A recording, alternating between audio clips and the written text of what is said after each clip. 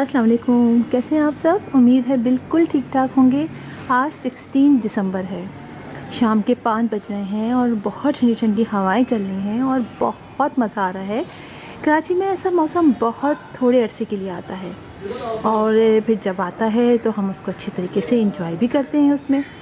तो आज मैं अपने प्लांट्स को चेक कर रही थी शाम को, इसलिए कि शाम के टाइम मैं अपने प्लांट्स को वापस पीछे कर देती हूँ। जैसा कि मैं आप लोगों से अक्सर ज़िक्र करती हूँ कि मेरे यहाँ पे नीचे की तरफ बहुत कम धूप आती है सर्दियों में।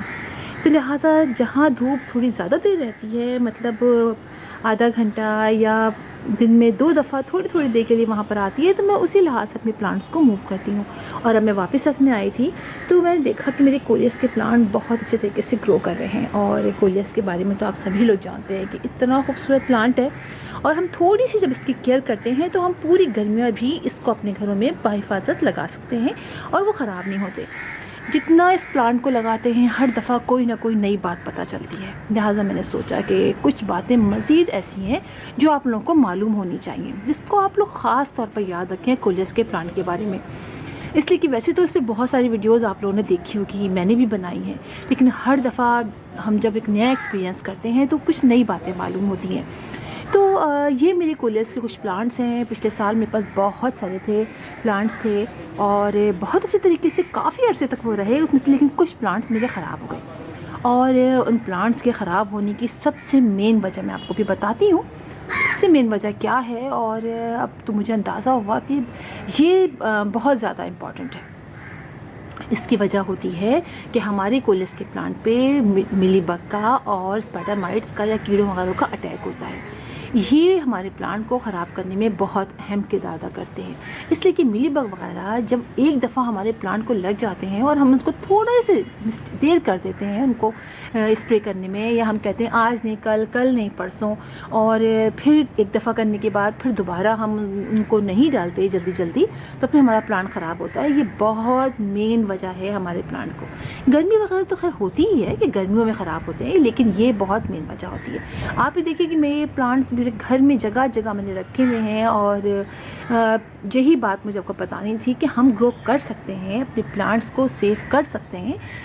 एक सबसे मेन ये वजह पानी एक तो होता है, पानी भी हमें बहुत ज़्यादा नहीं डालना है, धूप से बचा के इनको जो ऐसे समझिए आप एक ग्रुप में रखना होता है। ये सब बातें तो आप सबको बताती हूँ, लेकिन मिलीबग जो है वो आप लोगों ने जो भी पेस्ट वगैरह अटैक करते हैं उससे आपको अपने प्लांट को ज़रूर बचाना है, चेक ज़रूर करना है।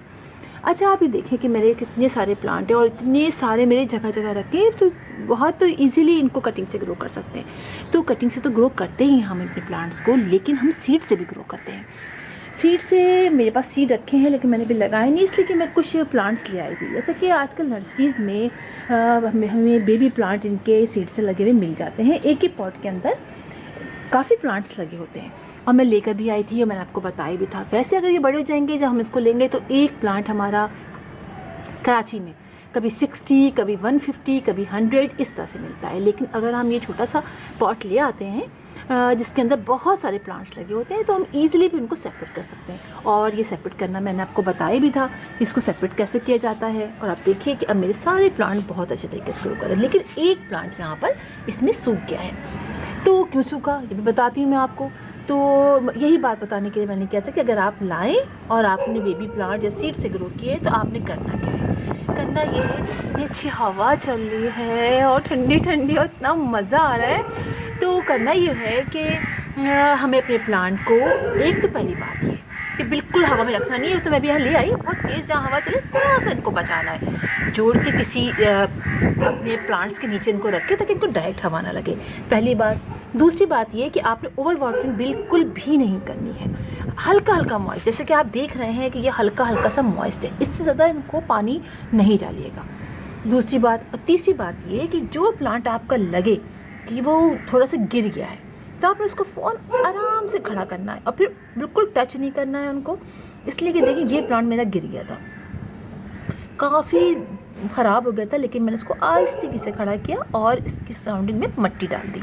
और फिर पानी का ख्याल रखना है, जो लीव नीचे टच कर रहे हो आपके ज़मीन पर यानी यहाँ पर सॉइल पर, वो आपने कट कर देने, वहीं से फंगस लगना शुरू होता है, ठीक है।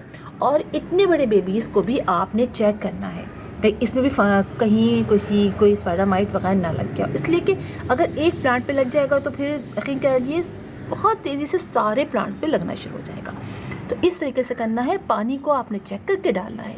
और देखिए प्लास्टिक के पॉट में भी कितना अच्छा ग्रो कर रहा है, इसमें भी पानी का ख्याल रखना होता है हमें। और आपने इसके अंदर कोई अभी बहुत ज़्यादा फर्टिलाइज़र नहीं डालना है, बस जो 15 डेज़ से हम फर्टिलाइज़र डालेंगे वो भी थोड़ा सा डाइल्यूट करके डालिएगा।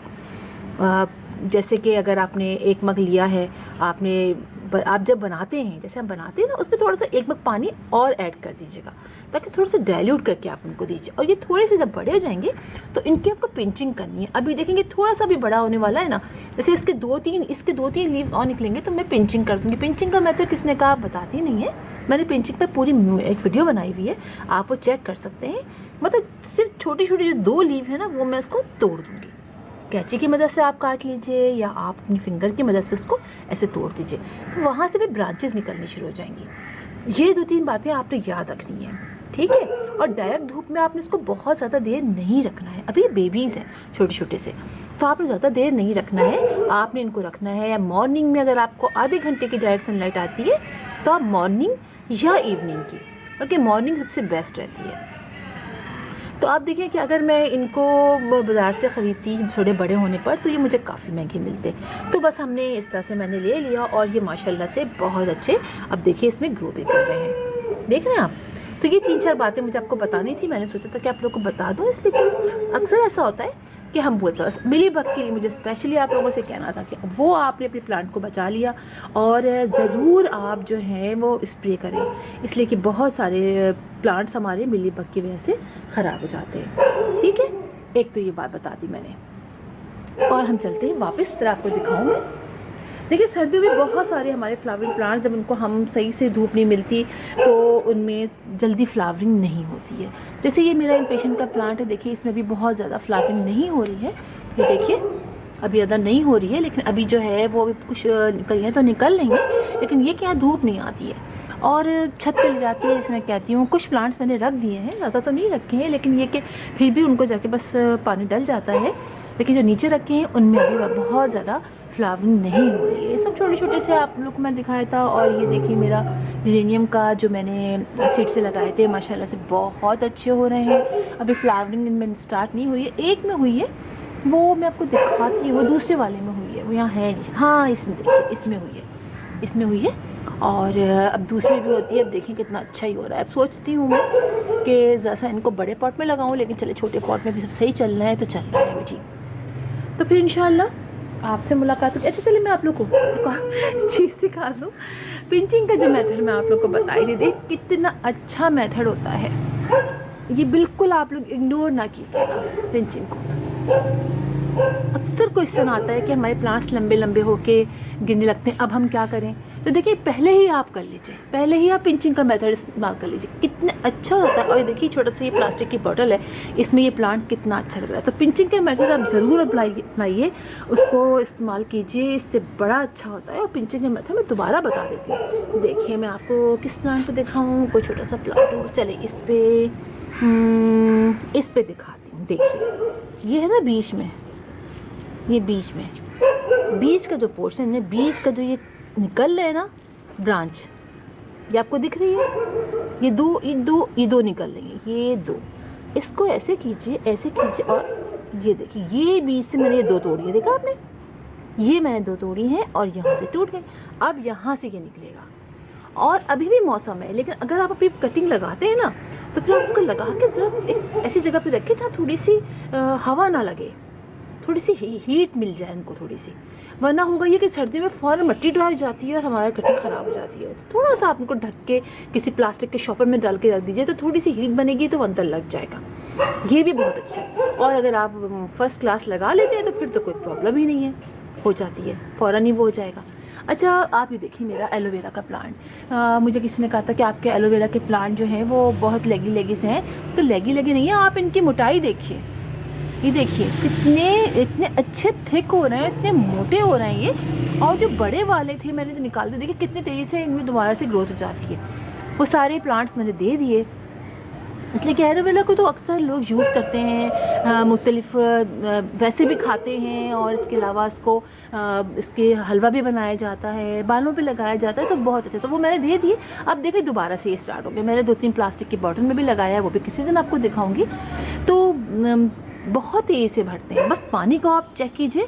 बेशक आप फर्टिलाइज़र ना भी डालें, कोई प्रॉब्लम नहीं होती है एलोवेरा के प्लांट को। बस पानी आपने बहुत नहीं डालना है, और आपने इसको ऐसी जगह पे रखना है जहाँ पार्शली शेड हो, थोड़ी थोड़ी धूप आए, 1-1.5 घंटे की, 2 घंटे की, फिर वहाँ से चली जाए, तो आपका प्लांट बहुत अच्छे और जेल से भरे हुए होंगे। देखिए कितने जेल भरा हुआ है, और बहुत तेज़ी से इनमें ये मल्टीप्लाई भी होते हैं। तो फिर इंशाल्लाह आपसे मुलाकात होगी किसी और वीडियो में, किसी और टॉपिक के साथ। तब तक के लिए अल्लाह हाफिज़।